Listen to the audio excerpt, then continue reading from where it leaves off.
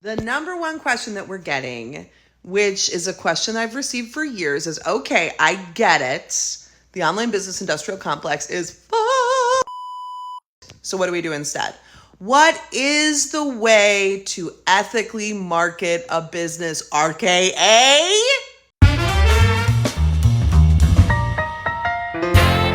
The number one question that we're getting, which is a question I've received for years, is okay, I get it. The online business industrial complex is so what do we do instead? What is the way to ethically market a business, RKA? But here's the thing. Before you can even begin to answer the question, what does ethical marketing mean to me? What would it look like to ethically market my business? Because no, there is no one size fits all easy 10 steps for this that you can just apply across the board to every business and then go on your merry way. Everything's easy peasy lemon squeezy. You actually have to go back first and look at your business structure itself, your business model itself, how your products, services, offers are arranged and priced and all of that stuff.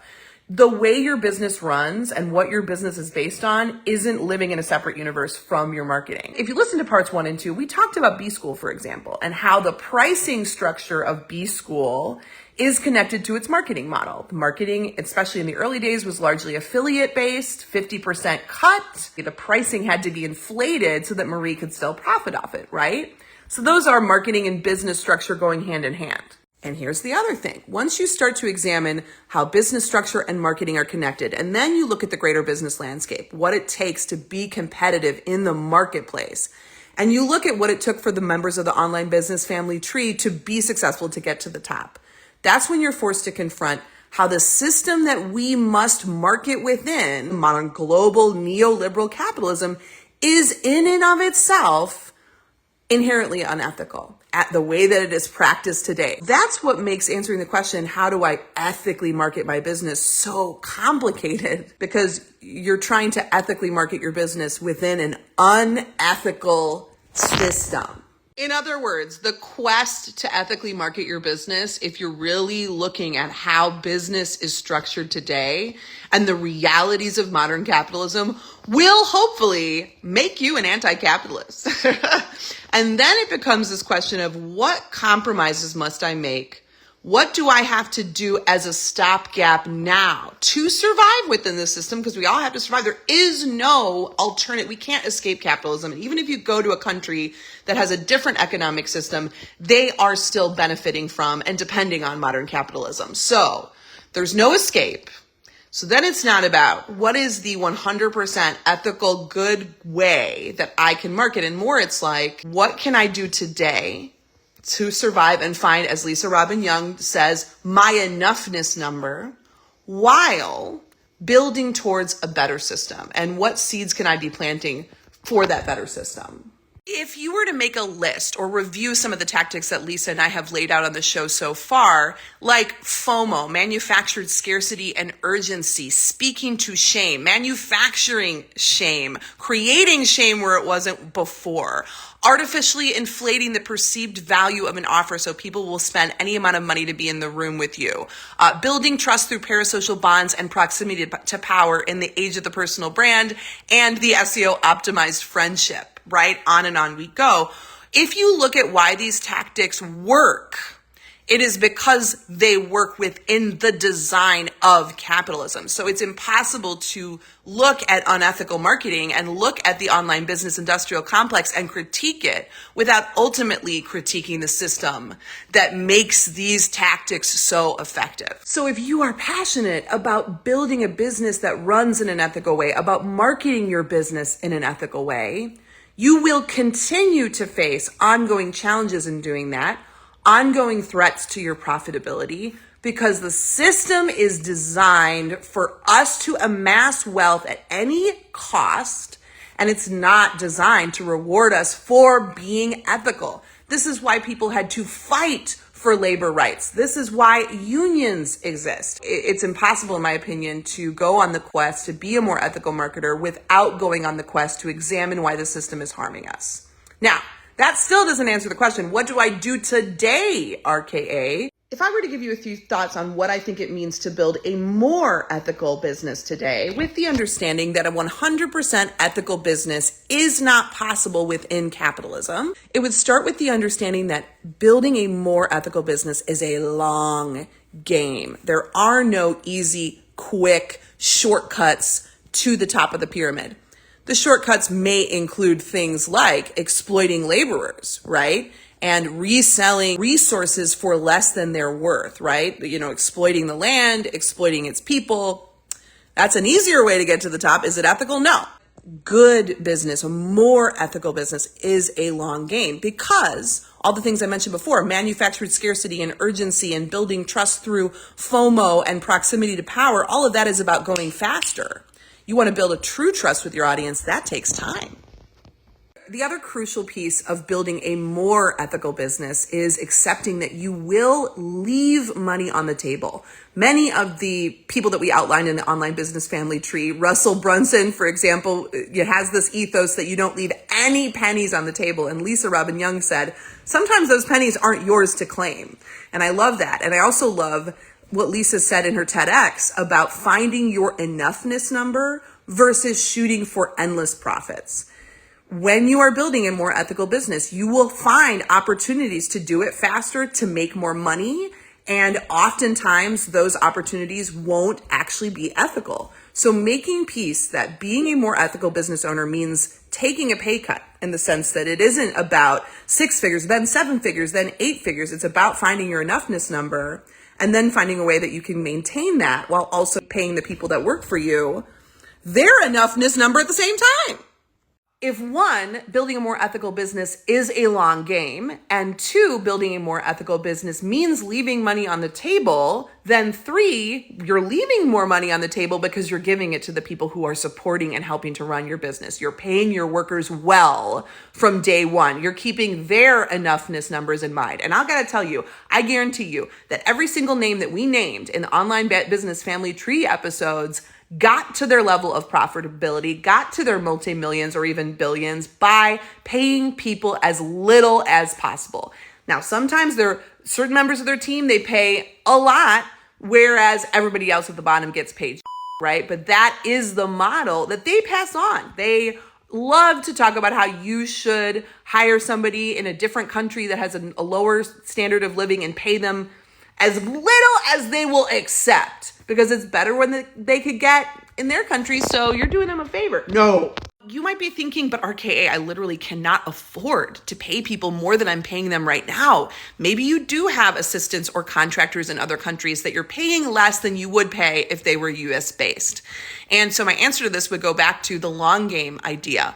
Are you paying people less than the value of their labor because you're trying to go faster in business, because you're trying to get to the top? This then makes us reconfront the way that capitalism is designed and based around exploitation, that the only way you can be profitable is for somebody else to get paid less than the value of their labor. That sounds like a system that's designed to f us all over. I don't know about you. I also have another thought on hiring people. Good help costs good money. And so if the only way that you can become more profitable or arrive at your enoughness is to devalue someone else's labor, looks like you got to go back and look at your business model, right? And then look at the system that forces you to be put into this conundrum. I talk to business owners all the time who are like, okay, I can't afford to pay more than I'm paying people, but I really want to scale. And that's where we're looking at, okay, the system is forcing you to exploit others for your own enoughness. And that's why, hopefully, the quest to become a more ethical marketer and business owner will make you an anti-capitalist. But then the sad truth that people don't want to hear is then you have to become really good at doing all of these things in your own business until you are profitable enough and bringing enough revenue to bring on good people that you can pay good money to help you. This is why I do my own podcast editing. This is why I make my own videos and write my own copy. I mean, part of that is because only I can do these things. My content, if you will, my art that I'm creating is my ideology, right? It is my ideas. So I can't delegate that. That's the type of business that I run. There are things that I do delegate, but only when I can afford to pay good money for good people to help me, to pay good money for good help. And if I can't afford that, then I've got to build a business model that is sustainable for me to do most of the work and allows me to keep my profits and all of that as I grow to a point where I can bring people in and I can pay them well to support my growth, right? The idea that it's become so normalized that the people that will accept the lowest wages possible we're doing them a favor because they just want an opportunity to learn and grow. Fuck that. So how do you build a more ethical business today? You go slow, because it is a long game. You learn how to get really good at doing all of the things in your business that need to get done until you are profitable enough to pay really good money for really good help. It means leaving money on the table. And now you can get the idea of why people don't talk about this, because it's not sexy. It's not good news. People want to come to me and say, okay, RKA, I hear all the muckraking. Please tell me the easy peasy lemon squeezy way so that I can get profitable ethically and as quickly as possible. And that answer does not exist. I've got these DMs from people literally asking, okay, RKA, but how did you build your business slowly? I think my first year in business, I made $3,000 in revenue, total gross for the year. Second year, 7, third year, 10, fourth year, 17, fifth year, 40, and sixth year, $100,000. But guess what? Let me tell you something about that 6-figure pinnacle that I finally reached. I was like, 6 figures, 6 figures, 6 figures. And again, this is gross revenue. This isn't take home. Is that the year that I made 6 figures in revenue, I took home less. I profited less. I made less money than the year I had made like 44,000 was the year before, I think. And that's because the year I cracked 6 figures was the year I brought on more contractors to help me. So where did my money go? It went to them. Now, because I have worked with hundreds of businesses over the years, many of which have scaled models different than mine. They've got courses, programs, memberships, events, books, etc. I have seen what it takes to make a business like that profitable, and I've helped them to grow their profits. But after seeing what it looks like to run a business like that, that's how I decided I didn't want to run a business like that. And I'll tell you what, I've got some friends that run big agencies where they're making millions of dollars in revenue, but oftentimes they take home less money than I do, which is part of why I chose to keep my business lean. But also because I enjoy doing all of the different things and not having my job primarily be sales and managing a team. I love going into a company and doing spot consulting just for a day. I love working with someone to create a comprehensive marketing plan for the next 2 years. I love being able to work on all of the creative elements of a rebrand, from the design to the messaging to the web. How do you make a scaled business run? You got to have a few things, at least one of these things. You got to have a massive audience, or you have to have a network of affiliates / partners / JV relationships where they have a massive audience, or you got to be running a lot of ads and spending a lot of time on ads and top of funnel content. You've got to build out lots of different funnels. I was just talking to a friend the other day who works in one of these big celebrity personal brand companies, and she was like, we built like 100 funnels this year. And I'm like, oh my God, that's my nightmare. I don't like to have to do that, but that's really how a scaled business runs: is audience, network, volume, and ads. And funnels all day, every day. Blah, never, no, not for me.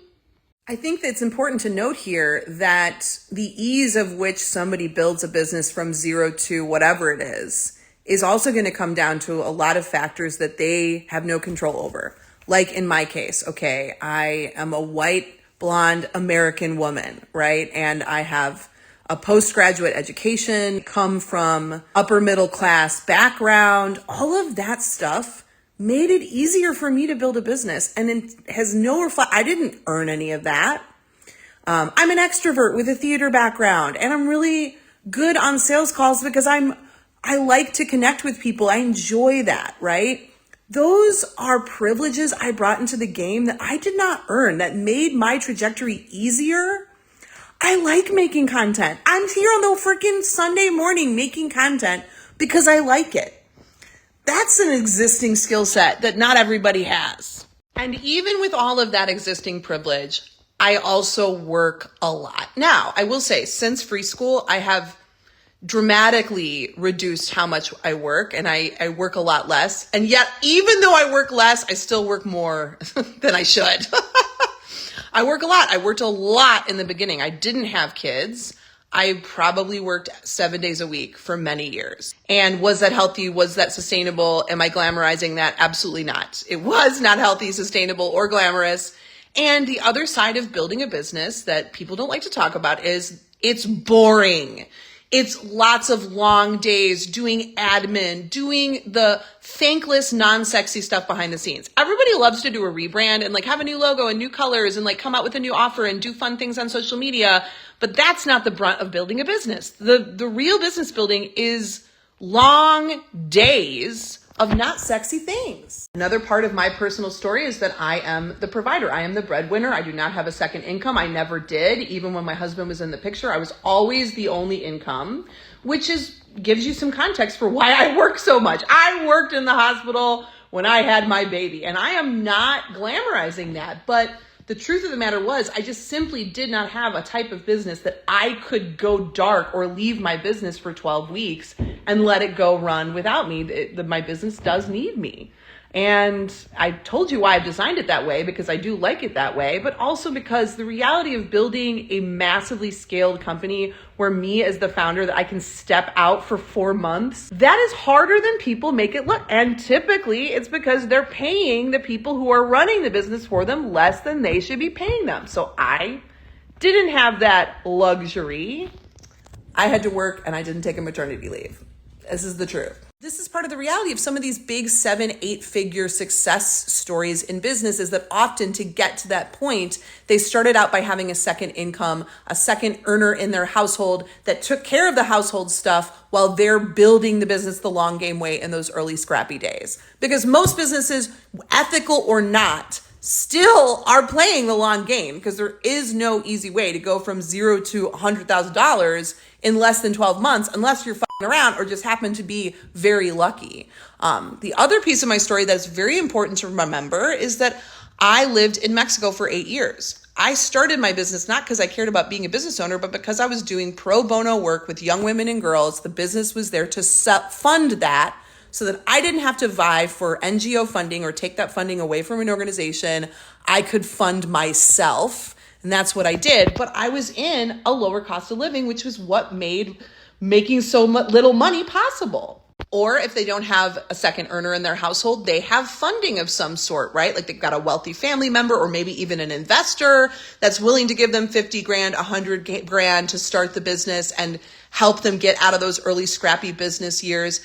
Or they've got a big credit card with a big limit. We talked about this in parts 1 and 2 of, maxing out a $10,000 credit card. In my case, I didn't get funding, but I had a $5,000 credit card that I maxed out in those early years of business so that I could afford to live, right? These are the untold pieces of the business building story.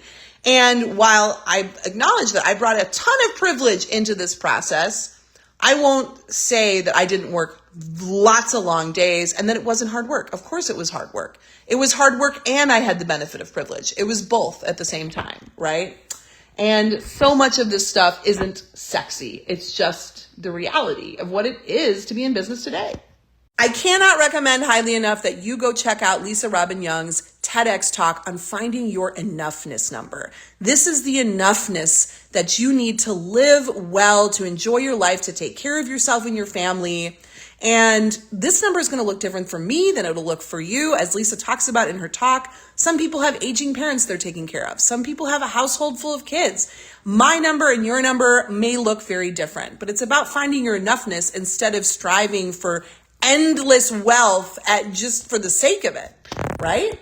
The last thing I'll say on this topic, and then I'm going to turn this into a reel and a video because I think it'll be helpful to have this in one condensed format, is you may reach a point in your business that you're going along, everything is smooth, and you realize you want to change. And guess what? That means in many ways, you're starting again. You're building a new business. I'll give you my example. In my case, I'm working on writing this book, right? And I'm trying to find the right publishing partner. I've got an amazing agent, and yet Publishers want to see your built-in author audience, right? And so the amount of content that I'm creating these days is essentially you're watching me do my side hustle of building towards being able to write books and share my ideas in that format. I am essentially running a second business now to support that dream, that business goal. Because do I need to be creating all this content for my current business? I don't, but I got another dream that I'm working towards. So that's my story and I'm sticking to it. I do actually have some work to do today, other than the side hustle of creating content about the ideas that I want to write books about work, which you're watching me do right now. So this is very meta behind the scenes. Now, you know it all about RKA. But yeah, I am working on a Sunday because this week my daughter is starting kindergarten prep. I'm going to be spending a lot of time with her. So personally, I kind of like working on the weekends sometimes. It's nice to have some space in the week to go slower. I block off my Mondays and Fridays for like admin and creative days that I can just do that and not have to worry about calls. And also that means that I can go with my daughter to do kindergarten stuff tomorrow. And so for me, that's a luxury. Being able to have a long, luxurious coffee on a Wednesday afternoon is a luxury. So, but now I'm going to go turn this into a reel and then get to work.